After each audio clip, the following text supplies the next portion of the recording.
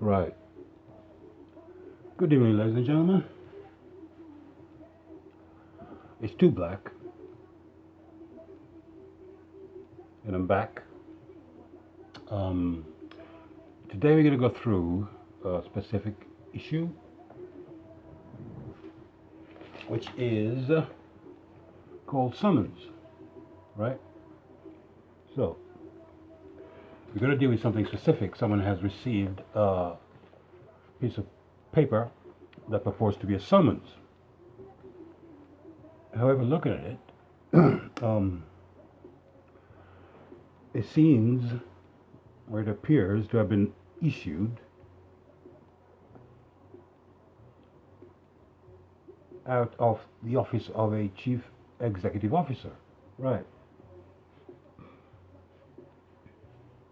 So that's the point. Okay. Now, um,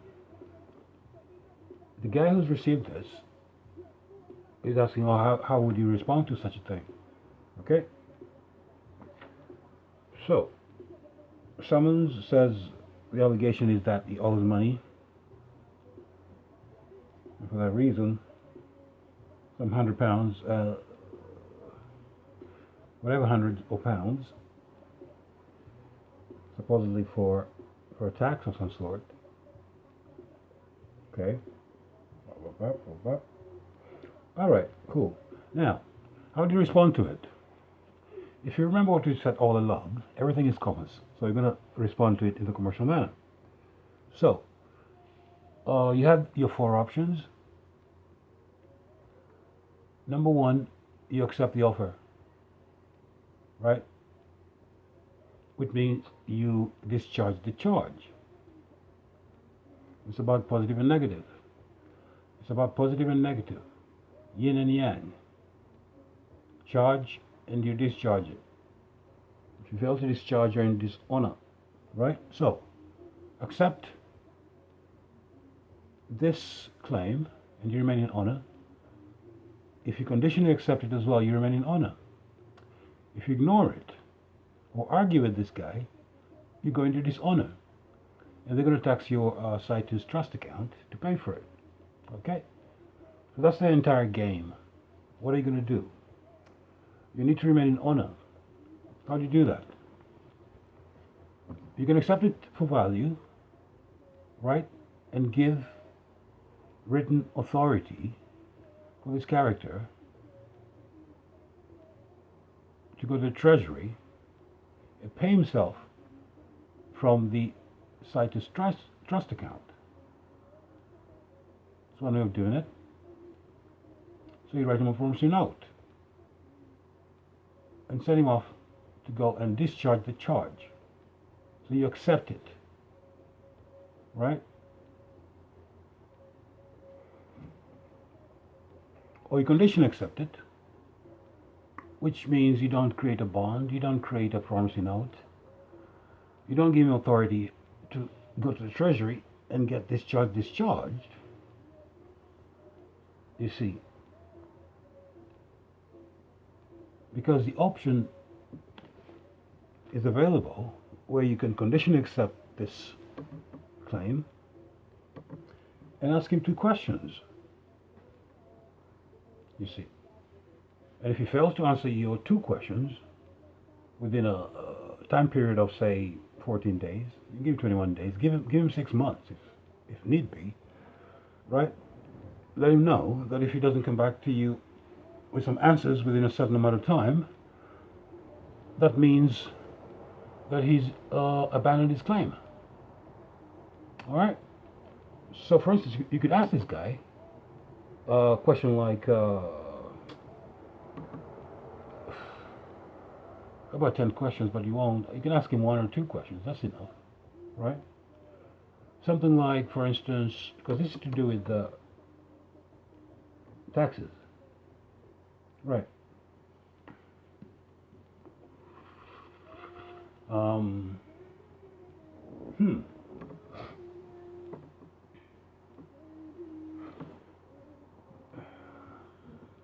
I am without proof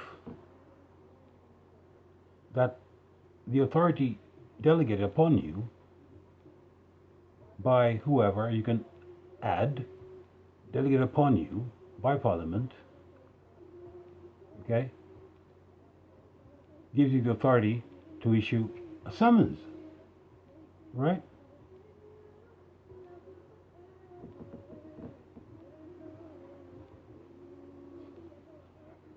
If you want to be crude about it, you lack the authority to issue a summons under the doctrine of separation of powers in a democracy. Because I believe you're part of the executive branch of government, fictitious government. Okay? So you have three levels, three branches of government. In a democracy, you have the executive, legislature, and the judiciary. So the executive of the government, the cabinet, and the police and the councils and all these characters, they are the executive. Then you have the other dancing characters, the ones in the house,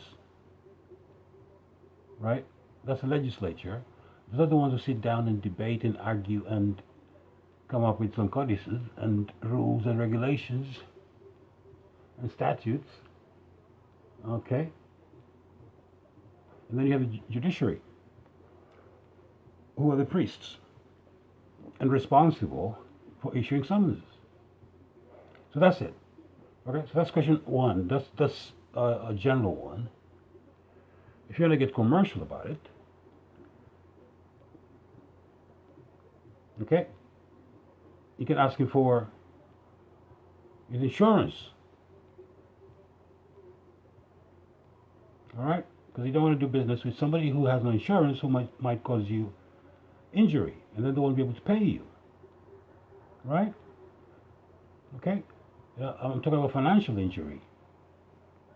Someone might purport to be something for, say, 10 years, right? And for the 10 years, you pay him £50 every week based upon the, let's say, misrepresentation that is done. And after 10 years, you realize that he's not what he is. He wasn't meant to have that money. Now you've incurred a loss, you see. If he's got no insurance, he won't be able to pay you. So, I need to know who your insurer is before I do any business with you. The same way you wouldn't let an uninsured builder build anything in your house. The same way you'd never jump in a bus with an uninsured driver. Okay, so if you want to do business with me, I need to know who your insurer is. Okay, otherwise, I won't be doing any business with you. So that's two questions. There's a whole bunch of stuff you can ask this guy, but it's irrelevant because you won't get any response. Okay, but critically, the document is unsigned. And it's loop-sided. It looks like a 12-year-old made it. So things like this are not genuine or bona fide summonses. This has been issued from the office of the officer, not from the court. All right? So these are what we spoke about last time. These are special proceedings. These are not ordinary proceedings. Being that ordinary proceedings proceed by due course of the common law. This is not it, okay? So this is a commercial transaction, and the right response is to conditionally accept the charge and ask for the questions you need in order to discharge it. If they genuinely are due the money, or if they are due the money, then you accept it for value, and that's how you discharge a charge. All right. So this is number one. To do with summonses. You could also, what else do we have? Oh yeah, and if they, if they carry on and try and join you in the proceedings, you see, so they're going to hire a room in the court building, and one of the employees is going to pretend to be a judge, or they might even hire one of the DJs in there, one of the actors, the DJs, the guys, one of the, we know who they are, okay, to pretend that it's a courtroom, but it's not, because courtrooms have to be provided by the Lord Chancellor, okay? So you could ask them that as well. If they summon you to their court, ask them that. Is your courtroom provided by the Lord Chancellor in accordance with the Courts Act? 2003, I think, but there's another one now. Court Tribunals and Somethings Act. But is that courtroom provided by the Lord Chancellor? And are you indemnified by the Lord Chancellor to conduct hearings in his building? That's a question for you. Before you summon me. So that's the point about authority. By what authority do you summon me? Okay? Something else as well, keep saying to people, look at the spelling, the wording. This is directed at a legal fiction, is a mister in all caps. That's not the living man, that's the living fiction, you see. So you need to decide whether you are going to be the legal fiction, or you're going to represent the legal fiction, or present for it, or act on its behalf, or be attorney in fact for the legal fiction, you see. But what you don't want to do is, you don't want to stand as surety for legal fiction, called a mister in all caps. Because by doing that, you accept liability as a trustee for your own Citus Trust account, you see. So that's how it goes. Mm-hmm. Okay, so then once they invite you to go to the building, you accept the invitation. Yeah. You say, of course I'm going to come. Upon proof of claim that the building is provided by the Lord Chancellor in accordance with the Courts Act. Yep. And I need that information within 7 days. Okay? And if I don't get it, you won't see me there.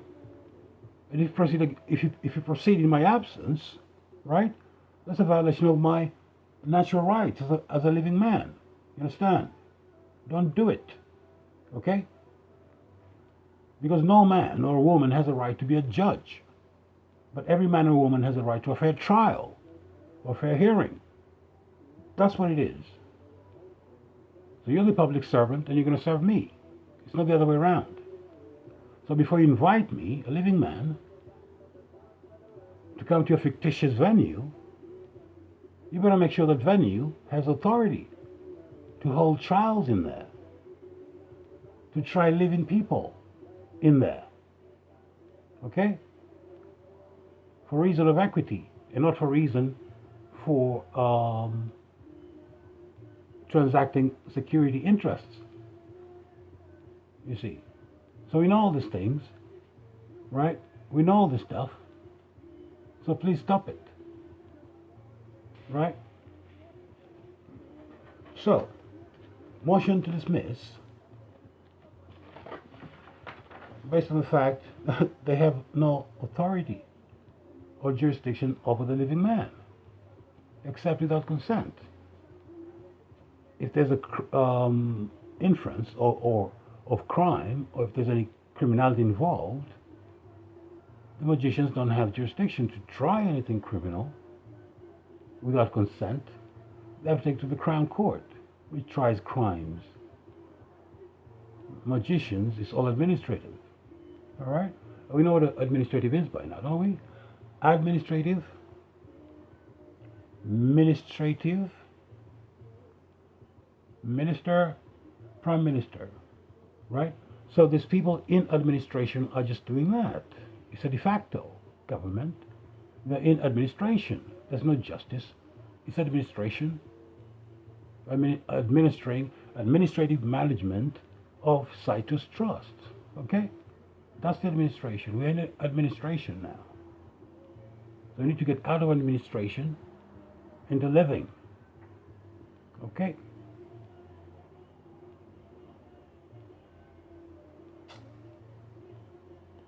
Hang on. One sec. Yeah. Yeah.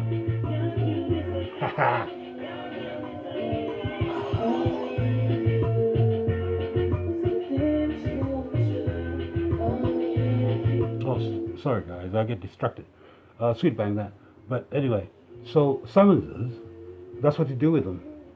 And now we know if you do happen to receive something called a liability order that's been issued by these characters, that's unsigned and unsealed, um, it's best to check for the authenticity of it by calling the venue that supposedly issued it and asking them whether that document is genuine and asking for the identity of the judicial office holder who issued it, right? And also the bond numbers that they use for the operations. And see if you get any response. All right? If you ever receive any letters from bailiff regarding that specific matter that you've dealt with previously and has not been resolved, and you never received the answers you asked for, but they still carry on and sell the supposed debt to a bailiff that belongs to Mr., right? The do that in breach of DPA. So you need to call them on that. So when the bailiff writes to you, you write back with a notice of abatement. Okay, no corporation of that name exists at your location. The Mr. all caps. Let them know if they send anything like that again, addressed to a Mr., you'll feed it to the dog. You don't recognize such things. So you have to stay your ground. Once you create that agreement, you don't back down. All right? So no corporations here unless you want to do business on behalf of your corporation and you accept service or process at that location, then it's okay. The point being, you choose how you do business with anyone, you see. So every individual man or woman have that right to choose how to do business with the next man. All right? What else? Norton Corporation. Right. Yes. Orders. Okay? You need to know what orders are. And this goes together with charges and services. Okay? So orders as well. You talk, I received this order, I received that order. Where from? Oh, from the court. I said, what court was it? Oh, here, it's an order. He says order. Okay, accept the order. You see, accept the order. Or condition to accept it. But don't argue or ignore it. You see. So how do you accept this order? The same way you accept orders when you place your shopping in Amazon. What do? You place an order.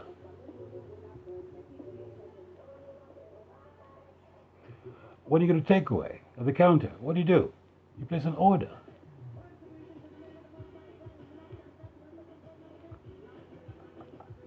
It's the same thing, okay? So who pays for this order? All right? When you place an order with Amazon, who pays for it? You do, all right? So get your fee schedule ready and let these alphabet characters know that if you want my services, these are my prices.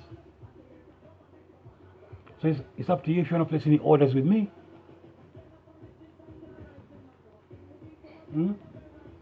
So yeah, we accept orders at these prices from you. So you can make it £25 for every order, or you can make it £250 for every order that they make or place for your services. All right, and then that's the agreement. Every time they write an order, you write an invoice. Now you're in commerce. You see what's going on around you. It's in the spelling. It's a word. A dog is a dog and a pigeon is a pigeon. When you place an order with me, this is these are the charges. All right. So I'm going to write you up. I'm going to draft you up a nice bill or an invoice, and you're going to get it in a minute. Okay. And if you don't pay me, I'm going to sue you for non-payment of bill for services that you ordered. Right? Yeah. So we need to stay sharp. The alphabet characters are doing what they do. But now we all know what the game is. It's a lot more fun. Yep. Okay. So I don't know. What else? Was there anything else? Or was it just this two? Yeah, I see. Neutral person.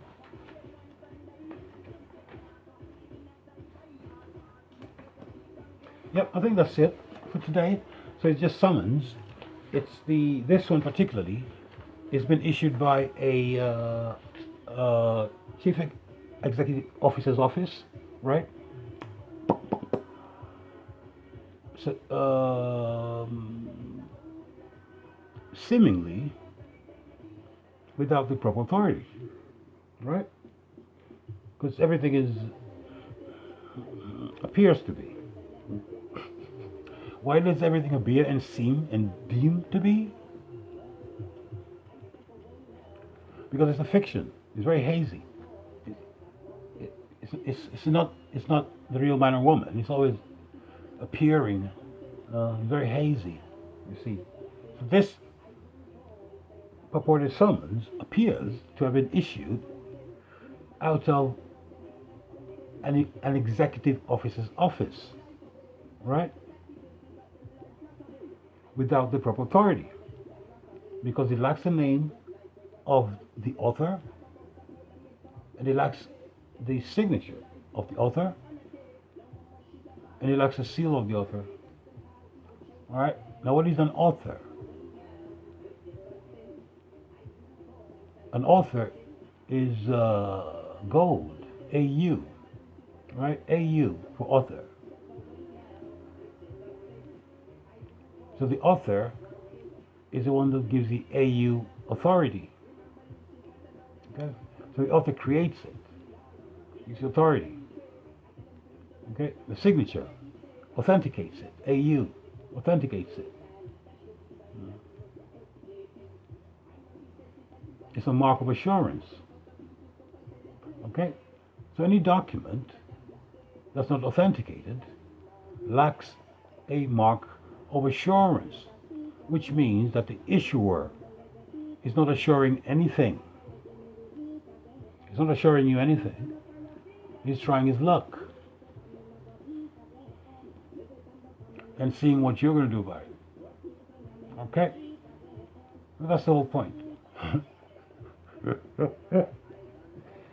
Oh, this guy's amazed me. This guy's amazed me. Yeah. So, the commercial way to deal with charges is acceptance for value or conditional acceptance if there's an error either in the document or in the assessment. Okay, so that's it for tonight. Tooblack, I'm gonna sign off. I'm gonna remind you of this again. We have to keep our eye on the ball. That's the ball. It's all about Chronos, right?